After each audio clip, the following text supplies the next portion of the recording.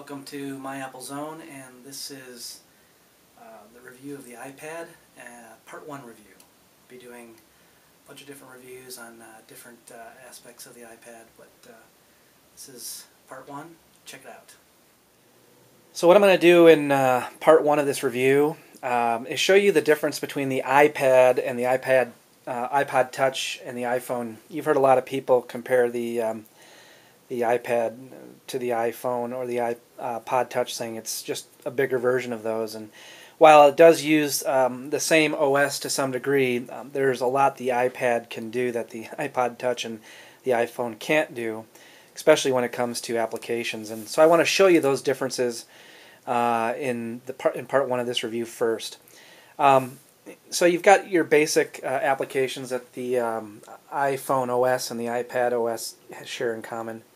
That's settings, contacts, calendar, notes, maps, and there's a new one called videos, and then you have YouTube, iTunes, and the App Store, and then there's a new one called iBooks, and I'm going to be doing a review of that application separately. I'm going to be comparing the iPad to the Kindle, and I think you'll like that review because the Kindle does have some advantages that the iPad doesn't have, so I think you'll find that interesting. So what I want to do is show you the difference between some of the revised applications for the iPad that were previously on the iPod and the iPhone.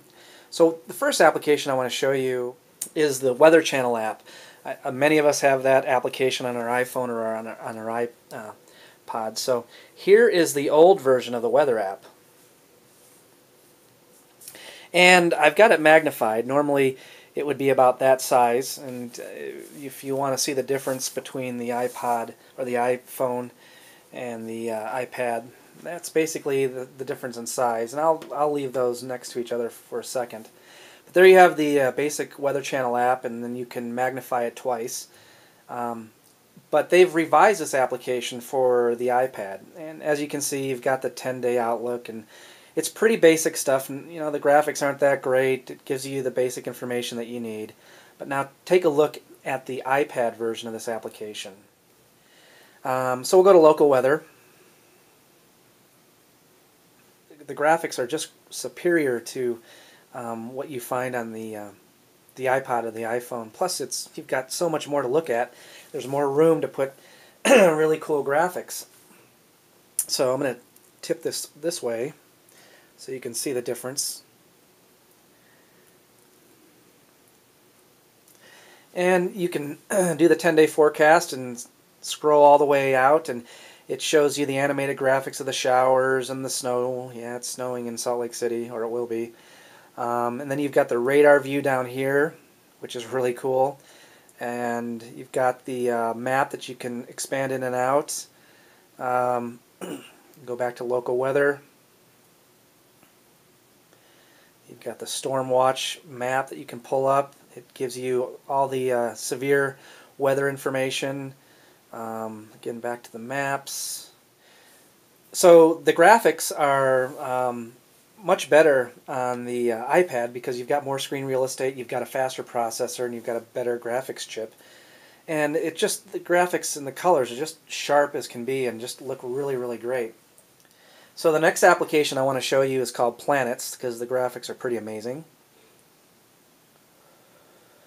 Shows you the plane of view, and it does base everything on the time of day and your plane of view of access, so it's pretty intuitive. We'll go to the 3D version, and it's showing you the view of the sky from where you would be. There's south facing south, there's Jupiter, the sun. You can pinch out, you can expand it by pinching out, pinching in. You can just move around the night sky or the day sky, whatever you want to call it. It's just, the graphics are amazing, and it shows you all these stars and star clusters, and there's Orion right there.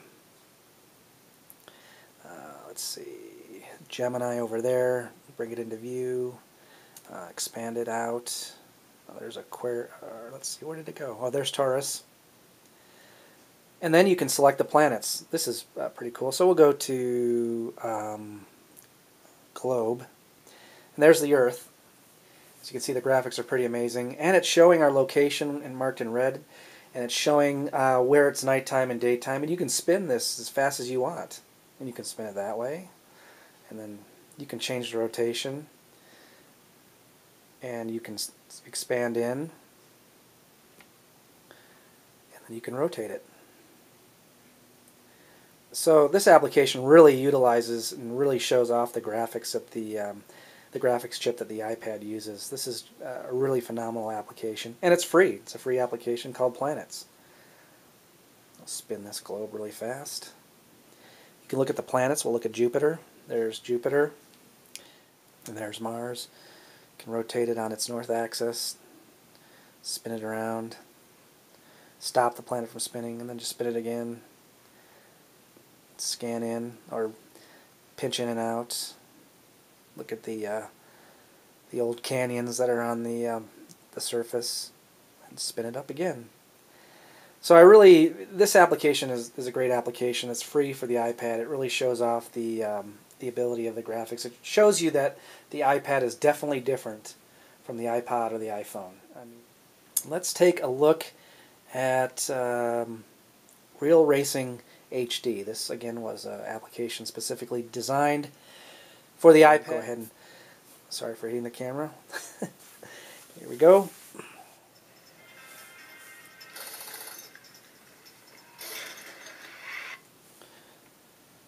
And the speakers on the iPad, and I'll talk a little bit about some of the other features of the iPad in another review. But I wanted to just show off the graphics of the iPad here. Do a quick race.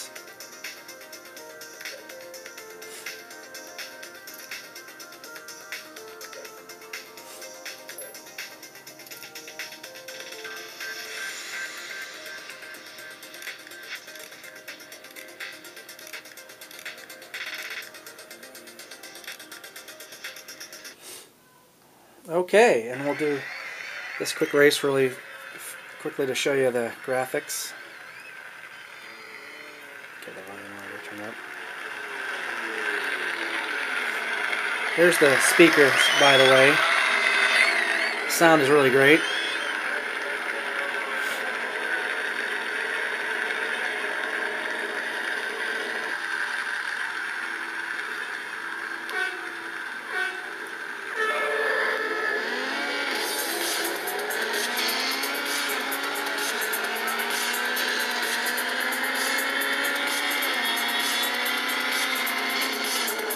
So that was Real Racing HD. So basically in part one of this review, I just wanted to show you the difference between the iPad and the iPhone or the iPod Touch, and that, you know, there is a difference. It's a completely different device. Yes, it uses the same OS to some degree. Does it have its faults? Sure, I'm going to talk about those in one of my reviews, maybe part 2 or part 3. But you can't say that the iPad is a big iPod or a big iPhone, because it simply isn't. It's much more. So in my next couple reviews, I'm going to be actually showing you some of the applications I'll be going into. I'll be showing you some videos. I'll be showing you the settings. I'll be showing you the Mail application, Safari, Photos, the iPod, and just giving you a review of those so you can see the power of the iPad. And then I'm also going to be doing a review of some of the faults that the iPad does have. After using the iPad for 24 hours, I got to tell you, it's a great device. The graphics are amazing. The applications that are already available are amazing. The sound is great. The speed is great. It loads pages fast. So again, this review is strictly comparing the iPad to the iPod Touch or the iPhone, showing you that there is a distinct difference between the devices. Thanks for joining, and I'll see you guys for part 2 of the iPad review. Thanks. Bye.